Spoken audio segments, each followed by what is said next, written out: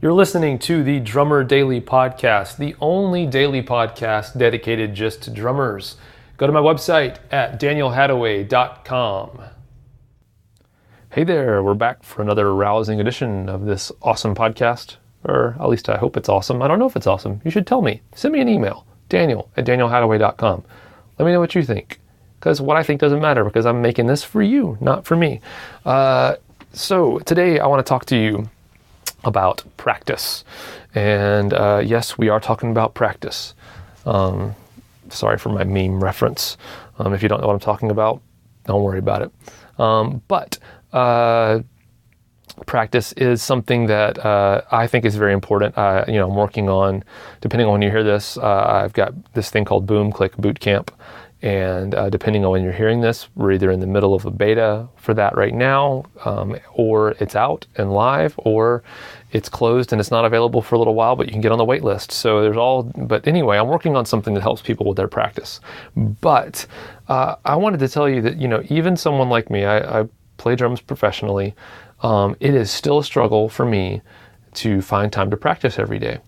And so I want to talk about practice in a couple of different ways. First, if for some reason you don't get a chance to practice for a while, it can be really easy to beat yourself up about it. I know for me, I start feeling guilty about not practicing. I feel like I should do this, I should do that. And things get in the way and I don't get a chance to practice. And for me, honestly, the weight of the guilt of not practicing can sometimes pile up to a point where it actually makes it harder for me to go and fix it. Sometimes it's like when you're like in bed and it's rainy and it's like, you don't want to get out of bed, you want to sleep in, and then you're like, oh man, I should get out of bed because I got lots to do. And you're like, oh, but it's Saturday or whatever, and I don't have to do anything, and it's so nice in bed here, and it's rainy and gloomy or whatever, and the feeling of like, oh, I should do this or I should do that. You're actually like, oh, it's going to be so hard for me to get started with that, so I just don't want to do it. And you end up staying in bed all day. The same kind of thing can happen with playing drums or practicing drums, which is, it kind of weighs you down. Like just the fact that it's going to be hard to get back into it keeps you from doing it, and that just makes it worse. So the first thing I want to say is just don't get down on yourself if you haven't practiced in a while, or you miss out on whatever kind of regular schedule you've decided to stick to. Don't get down on yourself about it. That just makes it worse, and it's not worth feeling bad about.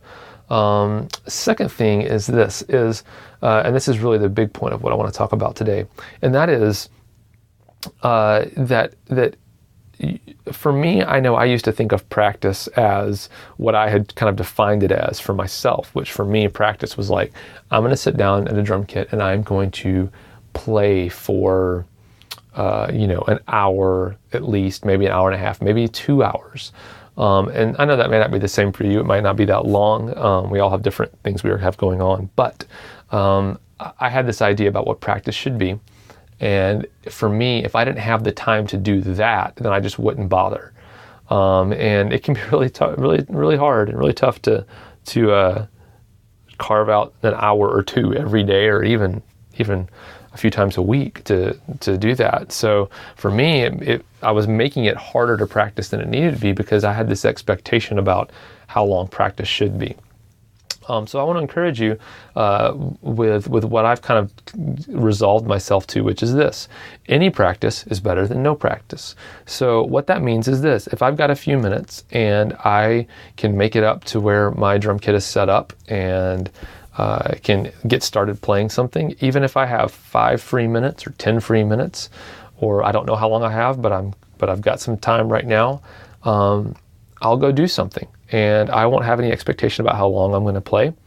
If something else comes up that I have to do, 10 minutes into it, or 5 minutes into it, or 30 minutes into it, I'll be okay with stopping and doing it. I have no expectation about how long that practice is going to last. Just the fact that I'm doing it is something that's better than not doing it. That has really freed me up. So no matter how amount of free time I have, I keep the idea of that some practice is better than no practice. The second thing with that is, even if I don't have the ability to practice at a drum kit, and this is something that I get into with the boot camp that I'm talking about, Boom Click Boot Camp. But even if you don't have the ability to get to a drum set, you can listen to, for me, I listen to what I would like to call rhythmically inspiring songs that have a good groove or have a prominent drum part that I really enjoy. And even just listening to some solid drumming can be helpful. Or maybe I'll be tapping my fingers, tapping my toes at the desk I'm working at, or in my car, or whatever. Of course, be safe, but find another way to just kind of engage with the rhythmic part of my being without getting too mystical and weird. But I try to just get in touch with that rhythmic part and do something that kind of activates that part of my brain. And if I can, my fingers or my ankles or my toes, a part of my body that I would use to play drums.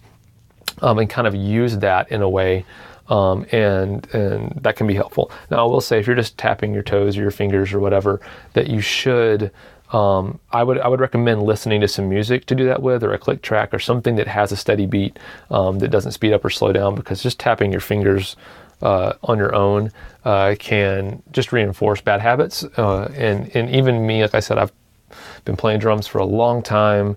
And I've been playing with a click track or all that stuff for a long time. Even me, I don't like to just tap my fingers and toes to things without any other kind of reference for whether or not I'm speeding up or slowing down. So I would recommend the same thing for you. But all that to say, just A, if you can't practice, don't beat yourself up. And B, don't have crazy expectations for what practice should be. Just keep in mind that, like I said, any practice is better than no practice. So I want to challenge you today, whenever you're listening to this, to take whatever amount of time you have, even right now at the end of this podcast. And as soon as this is over, go play drums for a few minutes, or however long do you think you might have, or don't have. And if you can't get to a drum kit, put on a song and tap your feet, tap your hands, along with whatever you're listening to. So that's it for today. I hope you're enjoying this, and I hope this is helpful to you. We'll talk again soon. Bye.